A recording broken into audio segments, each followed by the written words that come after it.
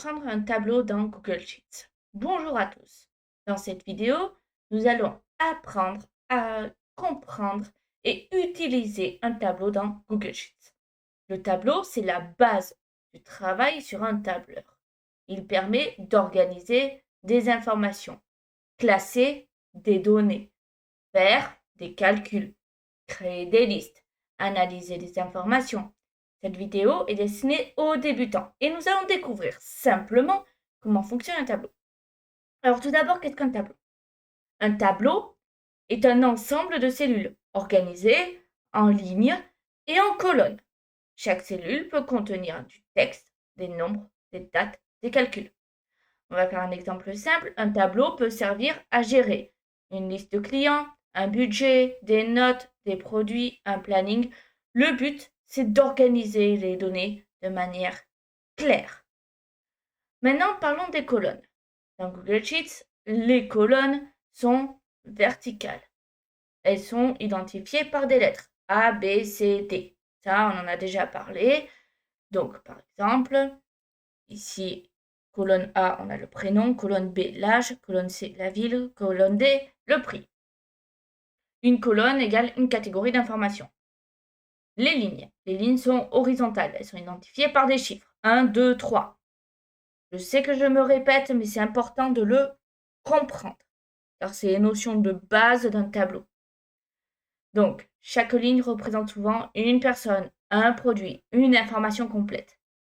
Donc ici, on a la ligne de titre, par exemple. Ici, on a la première personne. Donc, Adeline, 31, Toulouse, 15 euros. Pour, par exemple, un t-shirt qu'elle aurait acheté.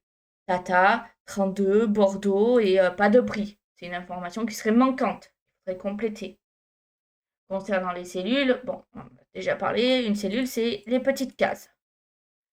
Donc, une cellule, ça correspond à quoi? À l'intersection entre une ligne, donc la ligne 5, et une colonne, ligne F. Donc, si on prend A1, c'est quoi? Le A1, c'est la colonne A, la ligne 1, etc. Bon, maintenant, revenons à ce qu'on voulait faire réellement. Maintenant qu'on a revu un peu les bases pour tout ce qui est colonne, ligne, etc. Il faut remettre dans le contexte, comme on dit. Alors, je vais supprimer toutes les informations qu'il y a là pour l'instant. Donc, on va créer un petit tableau. Donc, dans la première ligne, ici, on va taper le nom. Alors, là, pourquoi ça me met encore le format rouge? Parce que c'est déjà le cas. Donc, ce que je vais faire, je vais supprimer les lignes 1 à 5 pour repartir au propre. Donc, le nom. Ensuite, on a l'âge. Comme ceci. Et la ville. Voilà. Ensuite, on peut ajouter plusieurs lignes. Donc, je vais écrire des personnes, hein, mais bien sûr, voilà, Paul, on va dire Marie, Lucas. Donc, c'est des exemples. Hein, on va dire que Paul a 12 ans, Marie en a 32 et Lucas en a 14. Et la ville, là, on va mettre Toulouse, Bordeaux, Paris. Voilà. Alors, bien sûr, vous mettez ce que vous voulez comme ville, etc. Hein. Donc, la première ligne sert souvent d'en-tête, ici, et le reste décrit le contenu. Alors, pour mettre en forme le tableau, pour rendre un tableau plus lisible, on peut modifier son apparence. Donc, tout d'abord, on peut mettre les titres en gras. Pour ce faire, je sélectionne ma première ligne et j'appuie sur le B, comme ceci. On peut ajouter une couleur.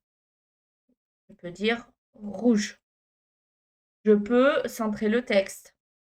Donc, à chaque fois, je reclique pour vous montrer.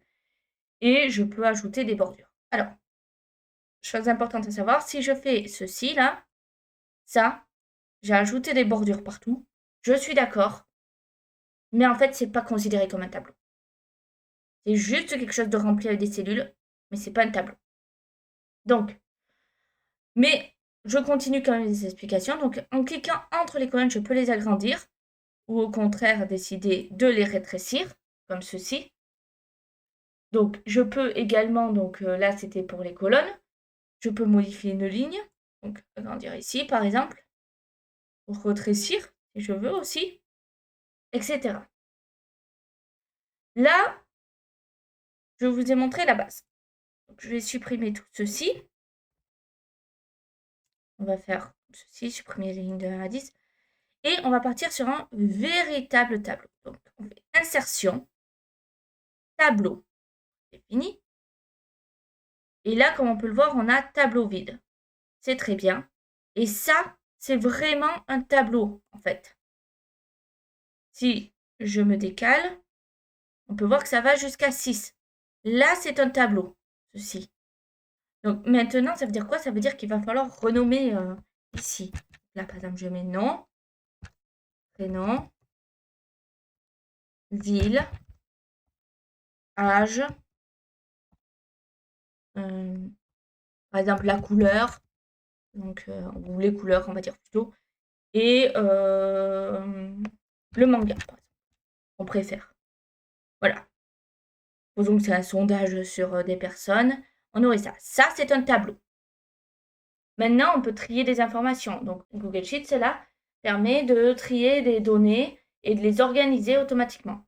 Donc, pour cela, par exemple, pour les noms, comme on peut le voir, on peut trier donc de A à Z comme ceci. Donc, il faudrait remplir, bien sûr, du plus grand au plus petit. Alors, pourquoi les tableaux sont si importants? Les tableaux sont utilisés partout, en entreprise, en école, en administration, en gestion personnelle. Ça permet d'être organisé, de gagner du temps, de retrouver facilement des informations. C'est l'une des bases et les plus importantes de la bureautique. Donc, les erreurs fréquentes des débutants, c'est de mélanger plusieurs informations dans une cellule. Par exemple, de tout écrire ici dans la A2, Paul, 25 ans, Paris, par exemple. Chaque information doit être séparée dans une colonne différente. D'oublier des titres. Les en-têtes sont importants pour comprendre un tableau. Utiliser trop de couleurs. Le tableau doit rester lisible et professionnel. C'est pour ça que moi, je vous suggère de garder celui de base au niveau des couleurs. Donc, maintenant, si on doit conclure ce qu'on a appris, vous comprenez maintenant le fonctionnement d'un tableau dans Google Sheets. On a revu tout ce qui est base, ligne, colonne, cellule, car c'est important avant de créer un tableau. On a vu donc les colonnes, les lignes, les cellules, les en-têtes, les mises en forme, le tri des données. Les tableaux sont indispensables pour organiser efficacement des informations. Donc, merci d'avoir regardé cette vidéo et à bientôt pour de nouveaux tutoriels. Je rappelle une dernière fois, ceci est une colonne, ceci est une ligne. Maintenant, vous n'avez plus qu'à compléter votre tableau. C'est-à-dire, vous pouvez écrire Adeline. Je vais écrire mon nom. Adeline, simple. Toulouse. 31. La couleur bleue, par exemple. Vous pourrez écrire en majuscule ou pas, c'est vous qui voyez. Et le manga, on va dire Bleach, pour simplifier. Et voilà, là, par exemple, j'ai une ligne de rempli.